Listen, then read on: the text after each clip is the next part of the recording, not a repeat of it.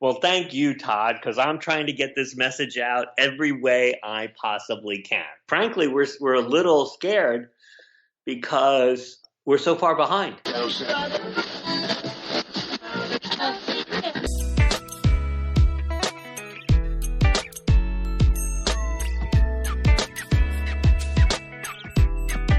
Hey, everybody, Todd Conklin, Pre-Accident Podcast. How art thou? Well, we're in the midst of it. It's everything we thought a pandemic would be, I guess. Is that? Yeah, that's probably as good of a way to kick this off as we can kick it off.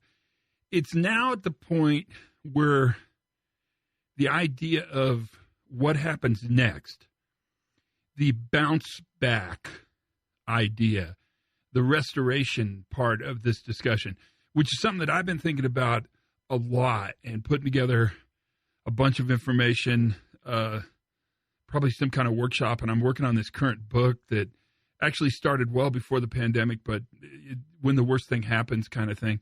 And this idea of bouncing back became really appealing to me. And it became really clear in my appeal for bouncing back that it's time to talk to David Woods again, who's our friend, good friend of the pod, longtime listener and frequent contributor. And he wanted to tell me about some work he's doing right now around this very idea, around what happens next and what it looks like. And he's very interested in getting this information out.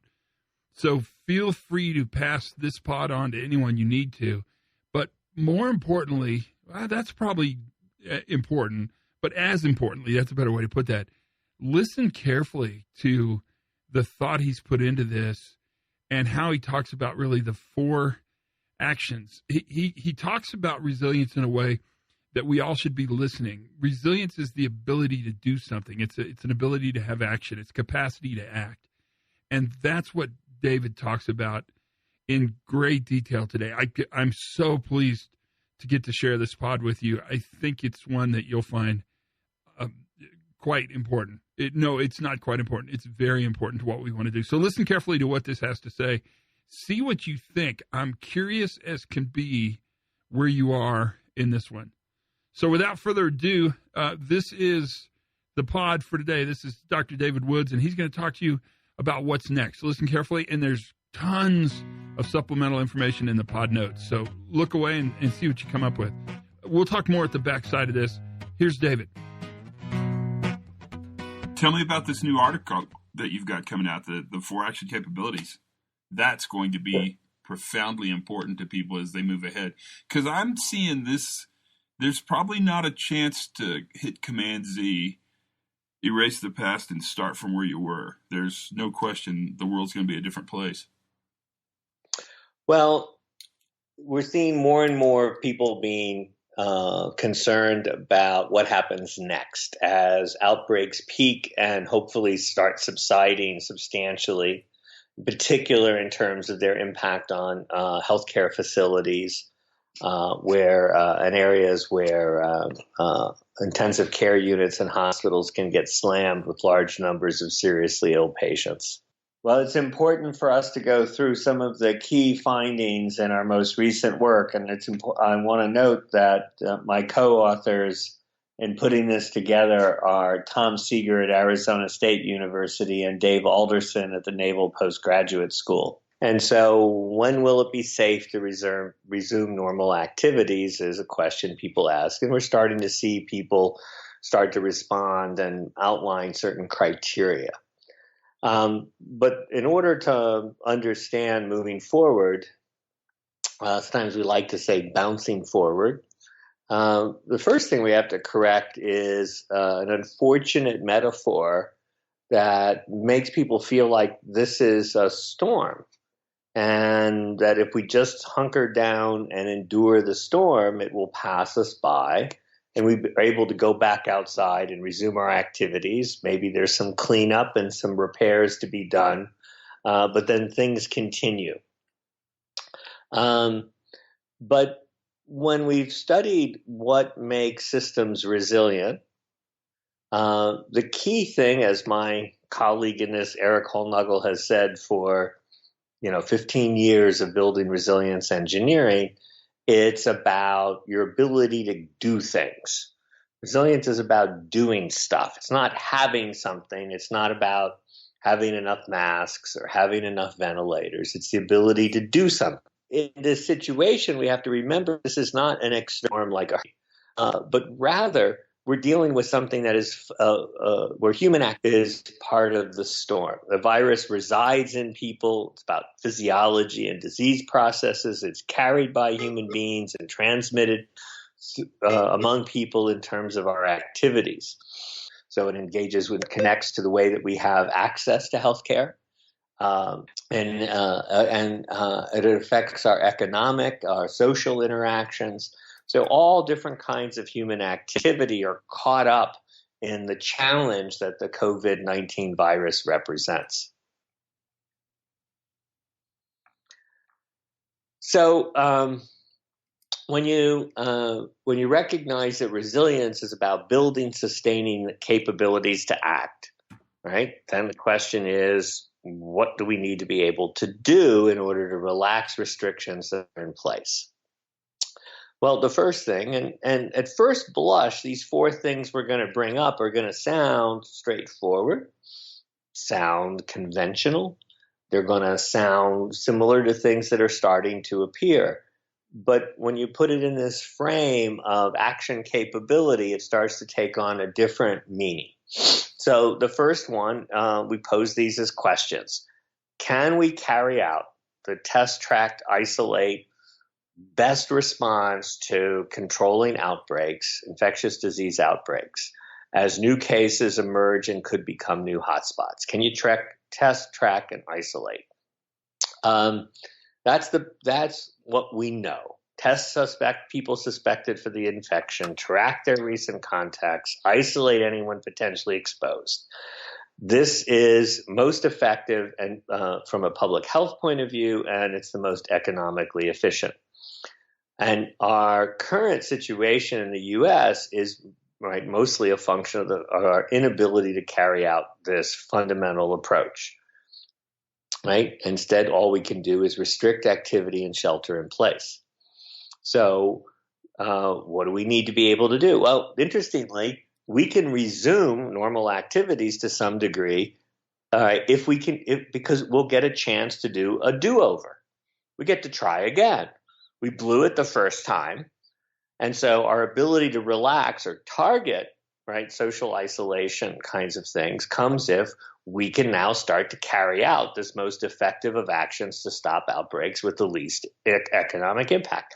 It's been done in South Korea. It's going on in Germany, Iceland. What do you need? You need the complete infrastructure, the system for carrying out testing at scale.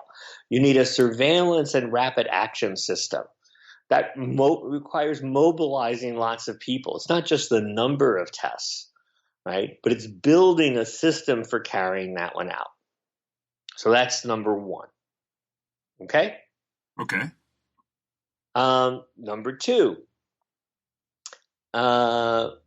we need to be able to meet all of the non-COVID-19 patient health needs. Right? We've stood many of these down in terms of elective procedures, right? People are concerned about going to the hospital if they have needs or going to the doctor's office. We need to be able to meet all patient health needs, non-COVID-19, while still sustaining the ability to ramp up our care capacity if we start to have new inflows of seriously ill patients from new COVID-19 infections. Now, look at what's happened in healthcare systems. We've had this rapid reconfiguration to try to avoid overload, right, as numbers of seriously ill COVID-19 patients hit hospitals. Overload situations we've seen and the tragedies, the excessive deaths that results in northern Italy, in Spain, in New York, right, and happening in the UK now.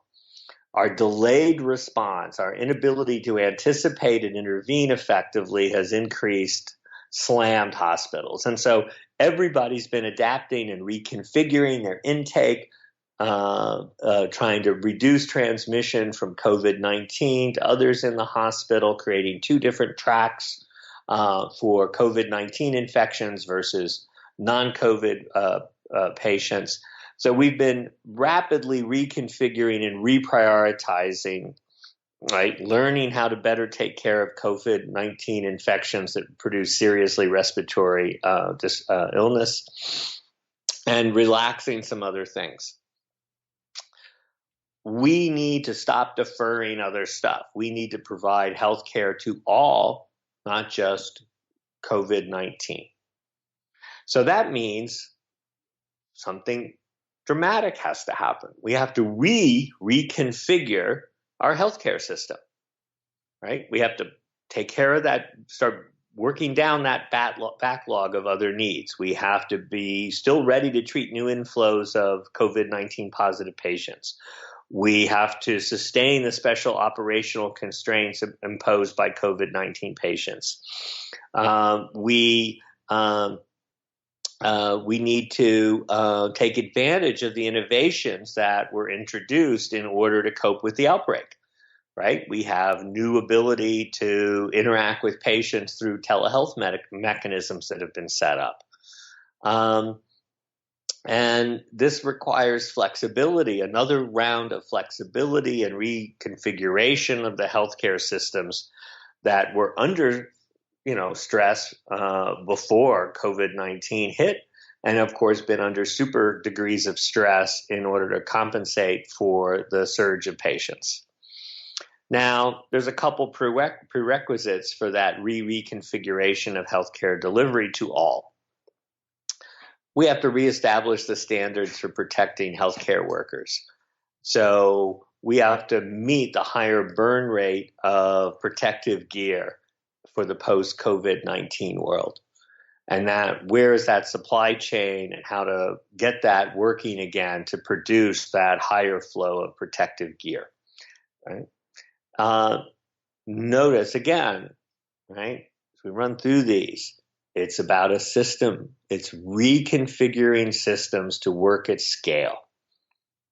The second one is we need to decrease barriers to medical care for potential COVID-19 patients. Access, cost. Otherwise, people will not receive care and still could be sources of new forms of transmission, increasing the risk of reemergence. So this idea that we can have the highly asymmetric access, depending on insurance, depending on finances, right? That increases the risk to everyone. So this reconfiguration to be sustainable has to make access more equitable. Third, the reconfiguration is going to require new forms of coordination across hospitals, the different healthcare specialties, and a variety of government jurisdictions. We're going to have to interact and cooperate and interconnect in new ways. Again, as we work through these, notice the issue isn't simply, okay, let's restart non-COVID healthcare procedures. It's not simply get enough tests out there. It's we have to build and reconfigure our systems that requires new forms of coordination, right, over different roles and levels, and it requires this all to work at essentially a national or continental stage. So our third one starts to be the things that everyone really, really wishes for. Can we provide safe and effective treatments to promote recovery and reduce risk for patients seriously ill from COVID-19? And yes, we have widespread efforts going on to develop treatments. I would like to remind you, Todd, that we have been concerned with mortality, and some segments of the population feel like their mortality risk is lower, and so they want to focus on other aspects of the disruption from the rolling outbreaks. But I would remind people the medical term is morbidity and mortality. Morbidity, it's long-term health consequences from having had the disease. And at this stage, we actually know very little about the morbidity. In other words, if people are seriously ill with COVID-19, but they survive, what are the long-term consequences for their lung function, for example, or the effects on other organ systems? These are all things we will be working out over time as we learn more about this disease. So we are all hoping for safe and effective therapeutic interventions, right? And if we get those, obviously that means we can speed up our decisions to relax activity restrictions because we can treat people who get sick. We can reduce the fatalities. So the first system issue is a classic one that Eric Hollnagel laid out early in our development of resilience engineering. And in this situation, we can call it a speed thoroughness trade-off, right? How fast can the healthcare system identify promising treatments? But we also need thoroughness. How fast can we still be thorough in evaluating potential treatments to determine things like contraindications, side effects? Maybe this one is only beneficial to one group, and others might be at greater risk from introducing or trying that therapy. Remember, there is a fundamental concept called therapeutic range. Right? All medical interventions have a therapeutic range. We tend to think of that as a dosage. What's the right dosage? And you've heard of overdoses from people self-medicating with some hyped potential medication. So a therapeutic range is the range at which the intervention helps, right, relative to the risks it brings. And so we all want to make sure that, depending on comorbidities and other kinds of things, what's actually going to help, right? And not harm patients or impose disproportionate risks. So in all of this, what do we currently know? What we currently know is that we're uncertain, right? And so as something becomes possible, we need to get some information.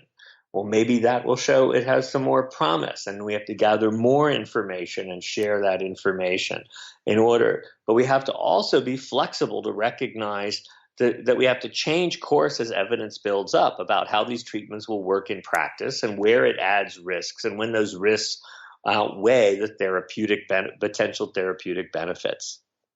This takes time, right? And it means that to rebalance, we need to be highly responsive, so we want to be fast, but we can't sacrifice thoroughness. So we have to reconfigure. And when you do that, as we've studied in several different areas and challenge events hit at scale, in other industries and other events, what do we find is people still meet and find a new way to balance speed and thoroughness, but they sacrifice other dimensions. They might sacrifice costs. They might sacrifice proprietary information, right? Because we need to collaborate and share faster. Whereas if we operate to protect proprietary information, it will slow down our ability to interact, share information, and quickly check for potential negative side effects, right? And more quickly enhance the flow of information about what are promising effects. Now, let's take a simple example. Let's put these a little more concrete. So we start doing these partial treatments because they're small scale, they're limited because every place is busy treating patients and at risk of overload at the same time that in treating patients, they want to figure out what's going to work. So we've got potential treatments being trialed in multiple places under various constraints. So we need clearinghouses that allow us to gather, validate, and share new information, right? Which ones should be pursued further and the scale of use expanded? Which ones are not working out sufficiently?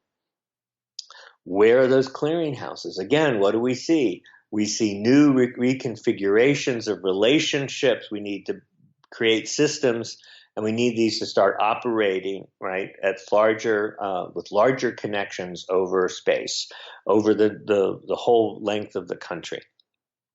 So where are the information clearinghouses to collate, curate, and check the emerging but uncertain and partial results? Now, once we get a promising direction, we have new systems requirements that come up as well. A current example is a class of potential treatments exploring convalescent plasma. So this is the hope that there are some immunity building aspects or some other things that help your system respond to the disease from people who've already contracted and recovered the disease. What do we need? Well, there's trials starting to happen, but they're very small scale. Why? Because you've got to get the plasma. Where are the donors? Who has it, right? Who is tracking the donors? What donors are willing to step forward? How do you get the donations to the different places to start trialing this? So how do we build a state or regional registry of potential donors from those who have recovered to speed the availability of this treatment so clinicians can learn? Does it help? How does it help? Who does it help? Right? What's the message again? Where's the system for doing this? How do we build up the system capability? If we want to roll back restrictions, right, we reduce excessive fatalities, right, we need to be able to stand up these new kinds of configurations and relationships to be able to work at scale to speed while still having thoroughness checks and roll out at scale the different kinds of treatments that will help.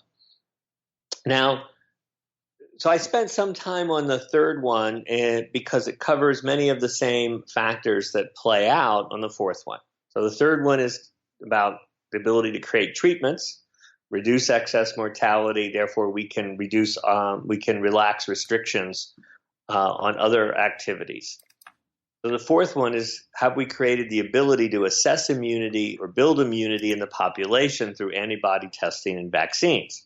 Right? This is what everybody really, really wants. When can we get to a vaccine that will produce immunities, at least on a rolling basis, seasonal basis, as we normally see it with the flu, so that we can reduce disease severity in the population, build immunity so less people get sick, right? We end up with less risk of fatalities, less of overload of healthcare facilities and treatment. So we need the ability to assess immunity through antibody testing at scale so that we understand, right, the population's risk. And we also need it as a means to track how the virus changes over time. However, if you've noticed, the scale of the pandemic has overwhelmed the ability to stand up the necessary assessment capabilities in some parts of the world. Right? In some parts of the world, they thought they were ready to do antibody testing. They thought they had the stuff, right? But it didn't work. Again, the capability to act and to act at the scale that's imposed for a nation or a region, right, ends up being a big systems problem. The degree of coordination required to develop and deploy the means to assess immunity in a timely manner across the world is a challenge that is currently beyond the system's reach. Right? We need to stand up a system, build our knowledge base on this infectious disease, right? To encompass, our reach should encompass the global reach of the virus. What's the theme that's coming out here is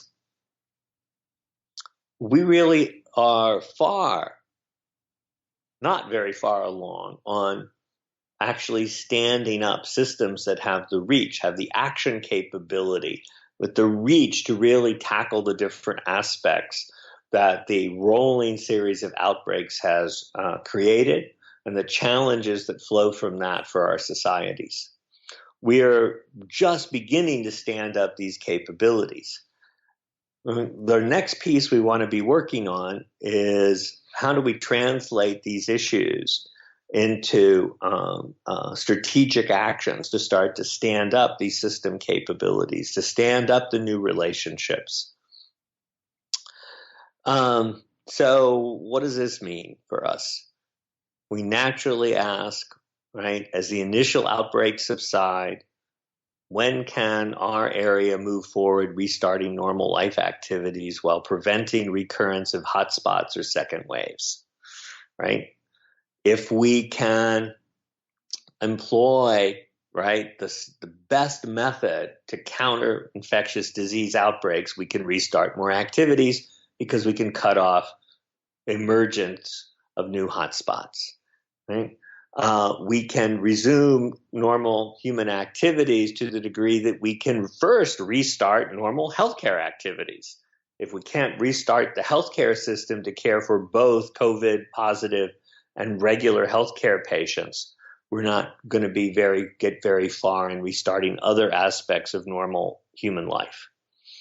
To the degree we can start to identify and pursue promising treatments while still being thorough about new risks and effects, negative effects, right? Those treatment possibilities will allow us to go further in terms of resuming activities. And if we can track and enhance immunity in the population, again, we can do more. But these capabilities do not yet exist at the scale needed to navigate the current uncertainty, right? And as we develop all of these capabilities, remember, we still have to steer. We're going to have to readjust our course because of the uncertainty, the learning curve, the ability to stand up and coordinate across different parts of our overall system. We need to be able to implement the best epidemic control tactics, reconfigure healthcare delivery to treat all patient needs, use the experience with telemedicine to hasten innovation, right? And we have to work across many collaborating roles, organizations, and jurisdictions in unprecedented ways. Now, as we move to this, I think it's important to recognize that there are opportunities, right? We are moving forward, bouncing forward towards a post-pandemic world where we can find a new balance across multiple competing societal goals. And that means we need to start thinking about considerations of equity, access, payment systems in healthcare, particularly in the US, where these things are so uneven pre-pandemic. We need institutions and organizations being highly open to learning about what works and what does not work well in managing the kinds of high-risk, high-uncertainty events, such as posed by this particular challenge. Right? Disaster resilience tells us a great deal about how learning in complex systems can, after facing these kinds of challenge events, can lead to constructive change of the fundamentals, the underlying systems, right? Relationships in society, and how it can break down into debates about who erred. We can fragment, right, and work across purposes. We can treat these as situations that, at last we can go back to the way we were. We don't have to really change. We just can fine-tune a few things, or those people need to do something different, but I can go back to what I was before. Constructive change requires some fundamental learning and fundamental reexamination of relationships, purposes, goals, goal priorities in society. The lead up to this outbreak illustrates that many of the capabilities required for resilient performance in our societies have been degraded. The systems are more brittle than anyone realized. Challenges in learning and in coordinating across different parts of our society, the different institutions, have all been more difficult to put into play. Denial in politics has frustrated anticipation of the extent of the crisis, and therefore responses have been late and incomplete, right? Increasing both the excess fatalities and the economic costs of responding to the rolling series of outbreaks. We've been unable to apply what had been learned from controlling previous infectious disease outbreaks. We need to reverse course on all of these things. And we need to do that in an environment where there's been significant breakdowns in reciprocity. One of the lessons of resilience is the importance of reciprocity. And this comes from social science studies all the way down to hardcore engineering control system stuff. All of these keep pointing to a critical role for reciprocity, which is how do we come to the aid of others when their role or their part of society and their organization, their role in that organization is under stress, right? How do we come to the aid of hospitals as they're under stress from a surge of COVID-19 patients? How do we help them build a readiness to respond before that surge hits them? And we've seen both, as always in these crises, the best of people and the worst. We see people in denial. We see fragmentation. We see breakdowns in reciprocity as the stories percolate about conflict and competition between different jurisdictions over personal protective equipment.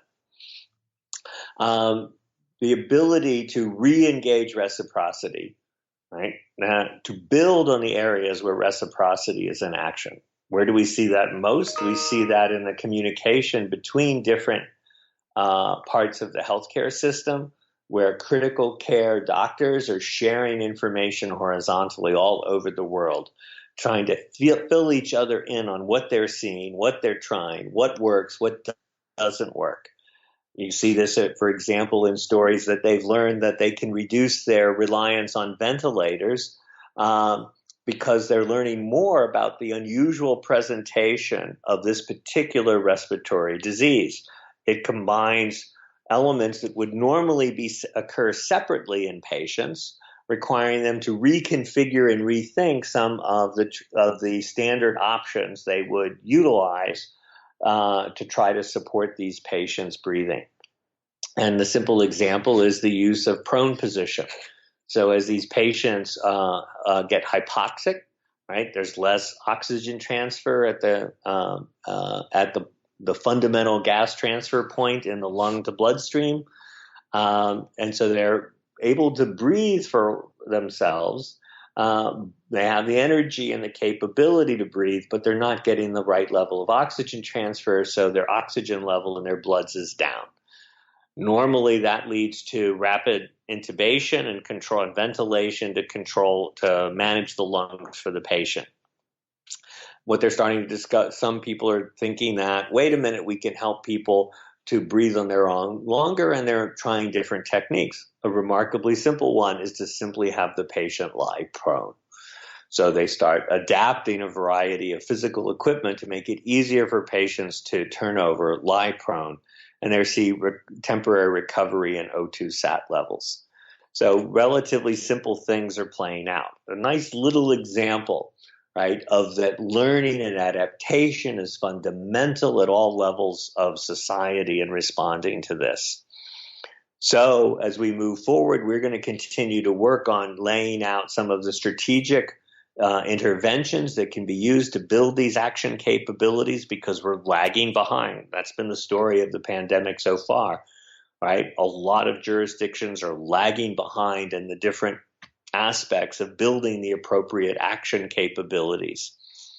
And we really need to push forward on that learning front, right? That we can learn the right lessons, even as we're still building up our capability to manage the pandemic and move to a post-pandemic world, right? We need to be able to improve resilience and responsiveness, right? That means we have to rethink equity and access in healthcare.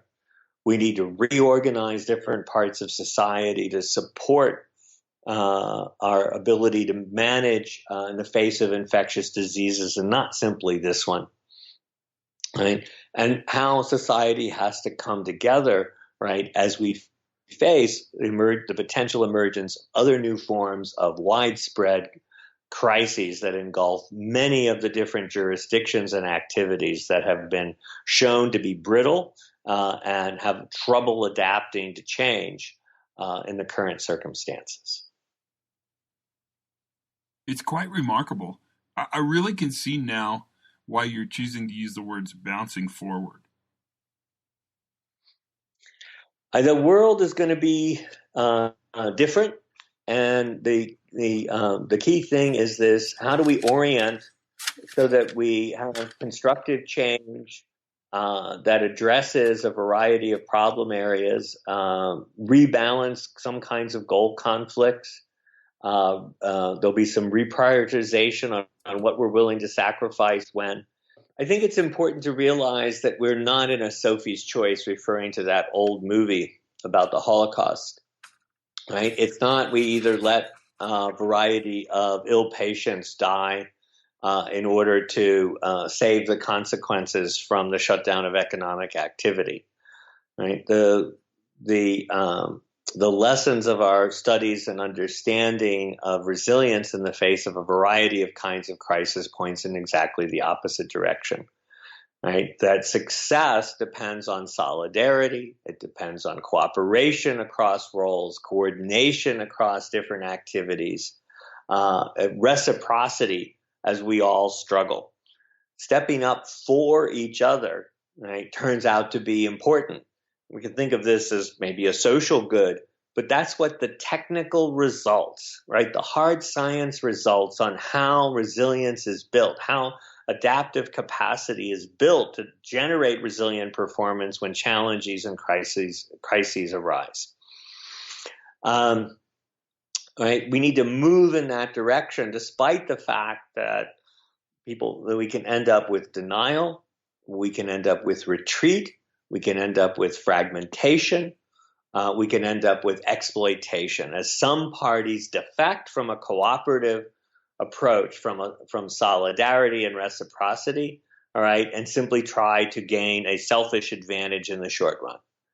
In the long run, right, in the medium run, and right now, we're all in this together.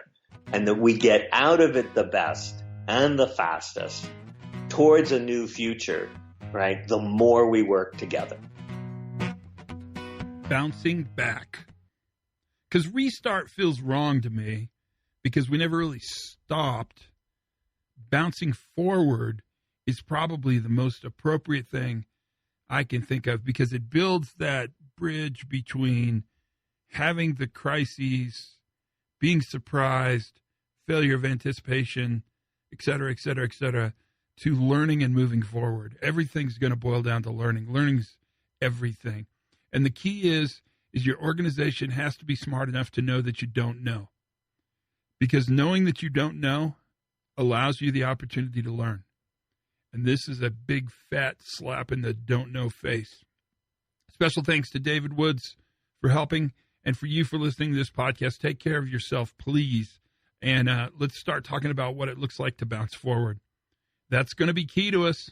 Until then, learn something new every single day. I bet you did today. Have as much fun as you possibly can. Be kind to each other. And for goodness sakes, be safe.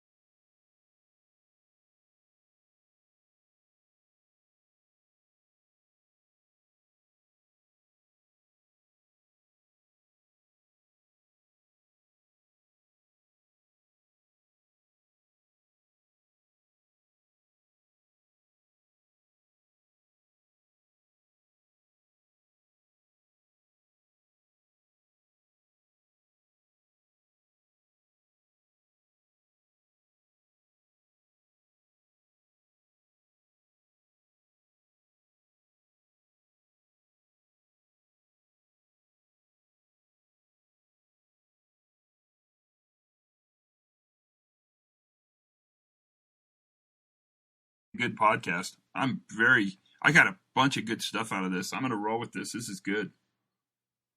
Yeah, I think it's good. Well, I really wanted to get this there to you. I want to get this out. I really want to know about the partial listens and full listens to this. I mean, this is not just commentary. So help people understand. This is starting to get into the transition into what does it mean for us to do something to be better, while we're still in the middle of it.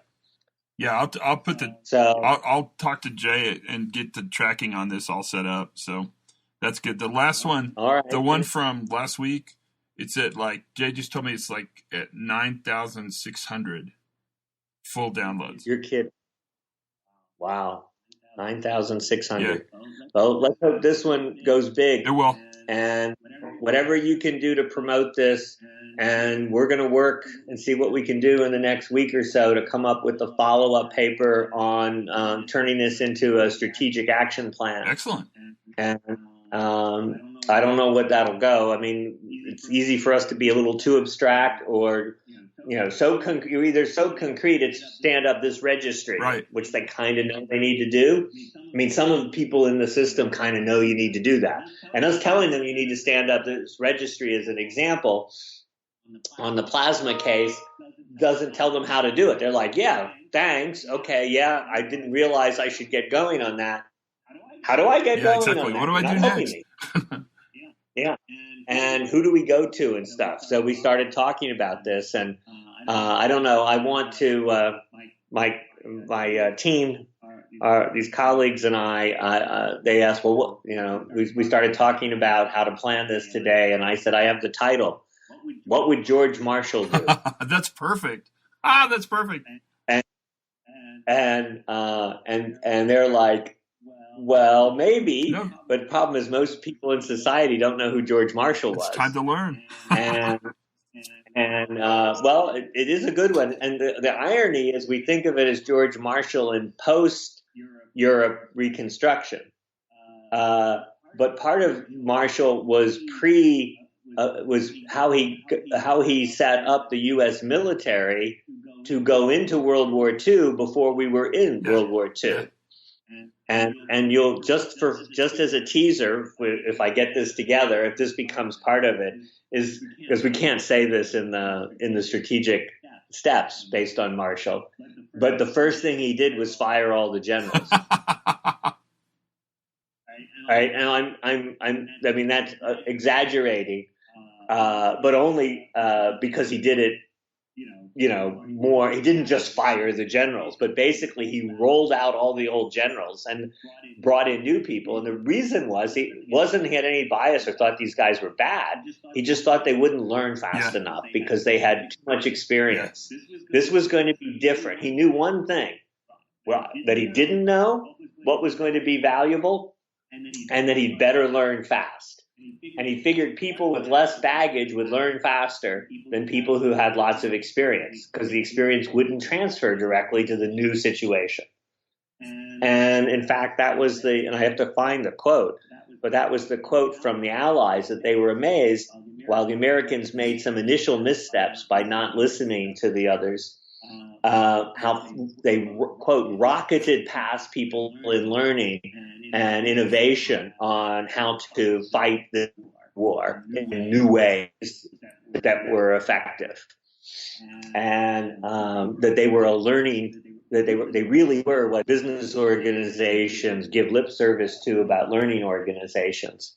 And a lot of this comes from Marshall and the way he set up the key generals, and it continued on where he would fire generals. And by the way, one of the great stories is that you need high initiative, but a high initiative alone means you don't coordinate and synchronize very well. Right. So one of the early patents got fired because he wouldn't cooperate with anybody, and so he needed people who had initiative, but we need them with who will listen to others and don't feel like they have to do it their own way, or only if we think of it. Not, if it's not invented here, we're not going to do it. Normally, we think of that initiative and cooperative spirit as being different things that reside in different people. He needed people who exemplified both. Yeah. That Marshall title's really a good title because it allows you to sort of give that historical reference to this. That's pretty sexy. That'll sell. I think so. Oh, I think so too. Well, like I said, this was supposed to be one of the chapters in the book that I'm only 2 years behind on, and so I've got to go find where all my notes are for this chapter. Now you're going to get to write it. Thank you for this. Let's stay in touch. I'll give you all the numbers and tell you how this does, and I bet we do another one soon. Thank you. Okay. Appreciate it. Bye. Bye-bye.